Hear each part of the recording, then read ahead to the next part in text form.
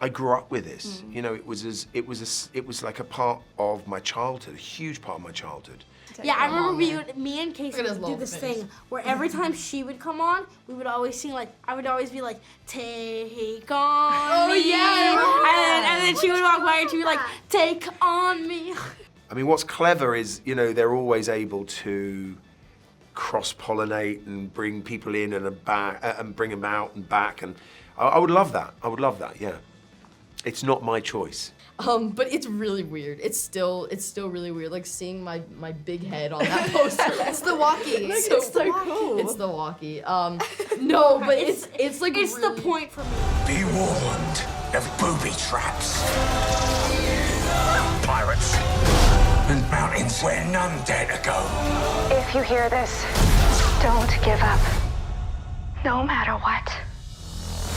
A lot of theories about Jod, about if he might potentially be a familiar face, turn out to be someone that we might know from the Star Wars canon. What can you say about that, and what kind of twists and turns we're gonna go on with him? There are so many, and he will keep you guessing. He is, yes, multifaceted, and many things to many people. Goes by lots of names. I mean, there's always a pressure when there's lots of discussion because you kind of think, well, I hope they're not disappointed. I would say, what would I say? He is a survivor, and this keeps you guessing right to the end. So, I mean, there's a long way to go yet. I can't wait to see how it turns out. I was quite surprised. This is your first Star Wars. Obviously, you've done so many franchises. Had you ever been approached before for a Star Wars? I grew up with this. You know, it was like a part of my childhood, a huge part of my childhood. But I felt so lucky to be approached with this particular one. I love that it, using the kids as protagonists, sort of linked it somehow to the relish, the innocence that we all feel when we saw it for the first time as kids. I just think that's a stroke of genius from John and Chris. And, you know, they wrote this wonderful part with all this possibility. So I'm glad I wasn't approached till now. I feel like it's, I was going to say every kid's dream, every adult's dream, to step into the world of Star Wars. What was it like for you to, you've full on become a Star Wars hero in this show? It's really crazy. It's really crazy. Playing a Star Wars character is crazy. I've always been a fan of Star Wars. My dad was my initial introduction. Yeah. It's always been a part of my life. It was a little bit of pressure though, being the ones carrying on this legacy, being the next generation. It was a little bit of pressure, but I feel like we all got really comfortable on the first day. But it's really weird. It's still really weird. Like seeing my big head on that poster. It's the walkie. It's so cool. It's the walkie. No, but it's like it's really, the point for me. It's so long. Okay. Anyway, so no, it was really fun though. It was a lot of fun. I'm so yeah. You gotta stop. It's already a long day. Yeah. Ryan, Fern is so cool. I feel like she's exactly who I wanted to be as a young teen. What was it like for you playing? I mean, girls haven't always been shown as so like capable and able to do such amazing things on screen. What did it mean to you to play such a cool character? It was really exciting for me, and you know what I love about the show, it's like through the eyes of kids and like real struggles that we all go through, and you know all of the characters in their own unique ways are going through their own struggle. And so, I mean, I think there's something with every character that someone can relate to that I think is really special. And, you know, to be out there, and I think, like, to fight for what you think is right is kind of what she stands for to me. Robert Neal is so sweet, Thank so you. funny. He was one of my favourites. It must have been such a challenge for you, though. It's lovely to see your face, finally, your actual face. What was it like for you filming? Did you have just as cute. Did you have like an animatronic? Was it an animatronic head? Was it done after you? So how it would work is basically, it would be costume, it would be like these kind of latex gloves. Yeah. And then I would have a camera rig, which is like a helmet, a bar, and like 2 cameras right here that would record my like facial expressions. Wow. And but then I would switch out with this lovely lady named Casey. Brother always finishes the last name. Who would have the actual animatronic head, and like there would be people controlling it, and that would be kind of how we would switch out. Yeah. Yeah. What an amazing thing to do, though. You're so Yeah, young in it your was career, really and cool, too. what a huge challenge to take. Yeah, I remember man. me and Casey Look at his would do little this face. thing where every time she would come on, we would always sing like, I would always be like, take on me. And then she would walk by and she'd be like, take on me. Great song. Yeah, I know. Good times. I feel like it's such an amazing thing about Star Wars is it's such a huge franchise. You can make little references, you can have little Easter eggs. What can you tell me of what Star Wars fans might love about my God. Skeleton Crew and any references or Easter eggs? Of course. I mean, the fun is finding them. Yeah. So, like, I think maybe all I'll say is there's more references to the Ewok adventures than you might think at first. Yeah, Yeah. that's true. Just in a practical way. In Yeah. a way, like, of course they would also have that. Yeah, that's such a fun little one. I mean, it's the inspirations are so clear from it. Can you tell me a little bit about yeah. where you took from, even some unexpected places? Oh my God. I mean, boy. Well, I mean, what's the most unexpected? What yeah. probably the hologram. Yeah, Yeah. that's a pretty big Easter egg. But I don't know. I mean, for us, it was like a combination of there have been so many amazing, Disney Plus series. So they've been pulling amazing references already. Like they already got to use an ATST.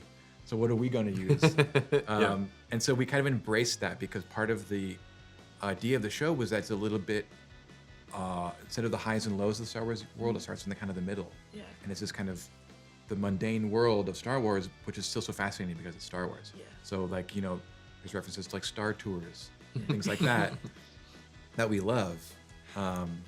It's so Yeah, exciting. I'm excited to see how quickly everyone finds all of them. Me too. I feel like there's even some I've missed. I've been looking, but yeah. John, there are a lot of theories already about Jude's character, if he might be a familiar face potentially to Star Wars fans. What can you tell me a bit about the twists and the turns that we're gonna go on with him? That's a hard one because I don't want to say too much because the mystery of Jod is a big part of the fun of watching him as a character. But when it's someone as great as Jude Law, like he just brings such a layer of complexity, and we wanted him to feel like a guy who's lived a lot of lives. Yeah, we wanted him to feel really like he was being pulled from the comics or the novels or something, and Jude just feels so Star Warsy already. Yeah, he feels like he's already been in Star Wars for a long time. I said that to him. I was surprised it was his first one because Yeah. it feels so Exactly. Yeah. ingrained in that world Yeah. already. Are there any hesitations about jumping into a franchise that you've loved for so long? Well, you want to make sure, it's a good role, and you want to make sure you like the concept. You don't want to be the guy who drops the ball, on a show like this. But no, not really. And they had this incredible group of directors. I mean, I still can't believe I got to work with them all in such a short space of time. But they all, all directors I would love to work with again in the future, and all brought so much to it. I know it's very early to ask this. Would you be up for more Skeleton Crew or potentially a role in another Star Wars project? Absolutely.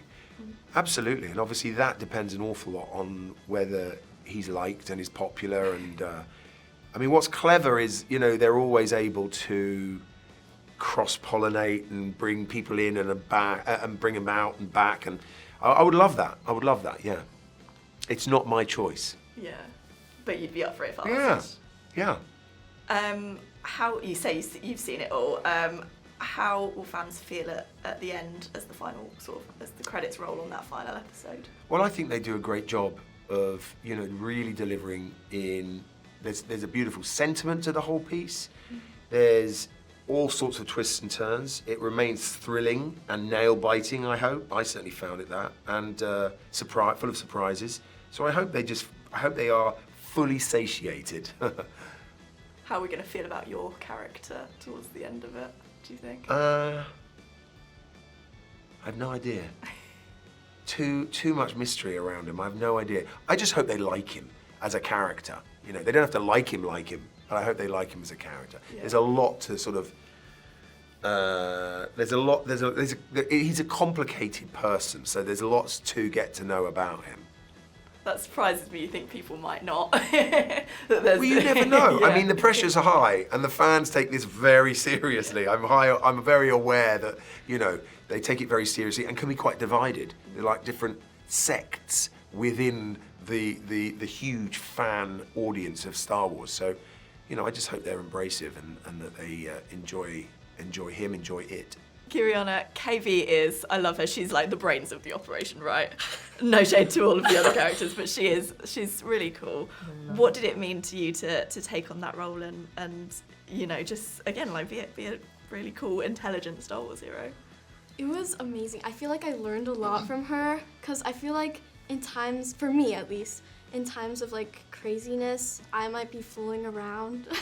And so I kind of learned from her on how to be like more reserved and to be a voice of reason and to help the group. So I thought that was cool. Yeah, I feel like our whole team is like a cinnamon roll, and we're all like have like a piece of the puzzle. Yeah. I think I would say I'm like the little cream part in like in the middle area. Yeah. Well, that's so true, because at the beginning they don't always see eye to eye. Yeah. What can you tell me about like how they become closer throughout the series potentially? Yeah, so if you're trapped in a vast galaxy with somebody, you gotta become closer with them. No, but I feel like we really developed, our characters really developed as people, as friends. Our perspectives drastically shifted throughout the journey, I feel like, and it did really feel real, our relationships and our dynamics, because we were growing with our characters, and you know, we were becoming closer to each other too throughout the whole shoot. The show only takes place over a week, but the shooting process took place over 7 months, so it was big difference. But still, I feel like the galaxy definitely might change you, so it definitely changed us, and I feel like we came out very different people than we started. Yeah, for both ways. Like, I think I came out different. Yeah. Okay. Yeah. So cool to I feel hear. like I learned a lot while filming. Yeah. And I learned a lot from these guys, but also Jude. It was like a really big learning experience. Yeah. Well, if we quickly mention, of course, the amazing Jude Law. What was it like working with him? It was so exciting. I think I was definitely a fan before. I actually watched The Rise of the Guardians, which he voiced Pitch, and I was like always like, it was one of those shows where I grew up when I was younger, and I would like watch it like over 20 times, and I would force my siblings to watch it with me. But that like I like for the first like 2-3 weeks, like that's all I could hear was that character. But I've always been a fan, and you know, watching him in real life was just mesmerizing, and he's so brilliant and so smart, and it's truly an honor. Yeah. Absolutely. John, it's not your first franchise. It's not your first rodeo. It's with a big franchise. Are there any particular lessons you could bring, particularly from Spider-Man, a huge favourite of mine, within entering, you know, another huge franchise like Star Wars? This one was really different, actually, because when you're dealing with Spider-Man and Peter Parker, like, that's a pre-existing character that people already feel like they know very closely. This was different because it's a pre-existing universe that already exists that people know really well. So for us to be adding new characters into this rich galaxy, you know, it's a different kind of responsibility.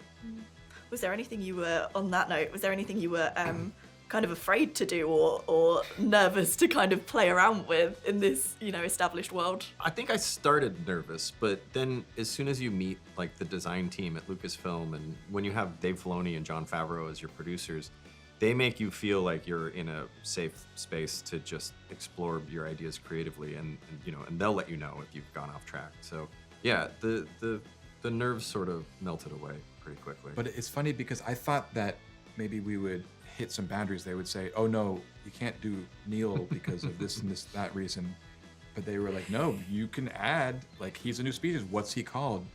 And then it becomes a different kind of fear. Yeah, like your initial kind scarier. of fear like goes, it just evolves. It's an evolution of fear. What you say now is going to be referenced in years to come. Exactly. That's what's crazy. Towards the end of it, does it set up other projects in the Star Wars world at all? Did you have any of those responsibilities, or were you fully sort of on your own?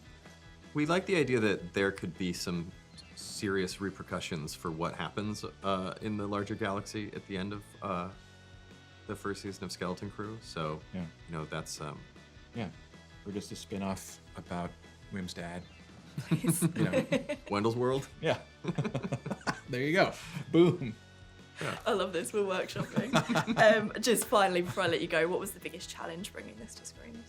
We were so supported, and we're given so many resources and amazing designers that the biggest challenge is always like, here's 50 incredible spaceship designs. Like, pick one. You're like, I want them all. Like, how do we?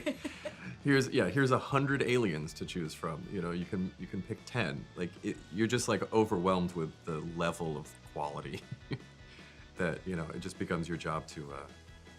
It's like being a kid in a candy store.